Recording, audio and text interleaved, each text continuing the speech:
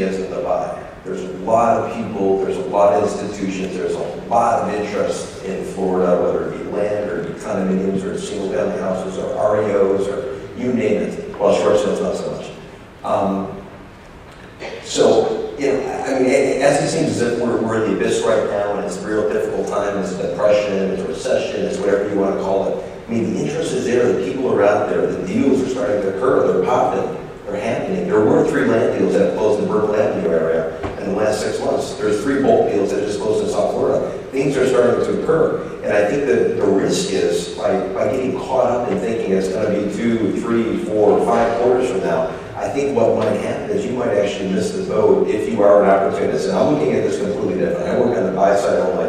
The seller, I have to be legal, I have to be ethical, I have to be fair to them. But my job is to go in there and basically try to steal the property and get him or her to turn it over to our clients at a very, very, very good price. And I'm telling you, those clients are out there, and some of the sellers are getting to the point where, you know, I like to compare it to the fruit on a tree. All the fruit is hanging on the tree, well, before Florida, you know, before the gadfly issue, they cut down the citrus, but that's another story.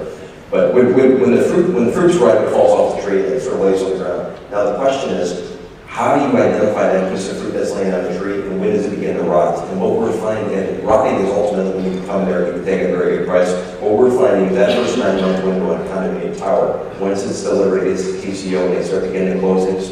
To the end of about 9 months, everybody's optimistic, everybody's bullish. We have all these contracts. We sold 80%, we sold 90%, everyone's going to close. Well, now you throw in the fact that financing is pretty much disappearing. Probably by about month 10, month 11, month 12 is really when the opportunities start to pop. So what we've done is we've sort of spelled it out. When are you closing? When have you begun closing? And based on coming down the pike, we have an ability to go in there and focus on certain buildings.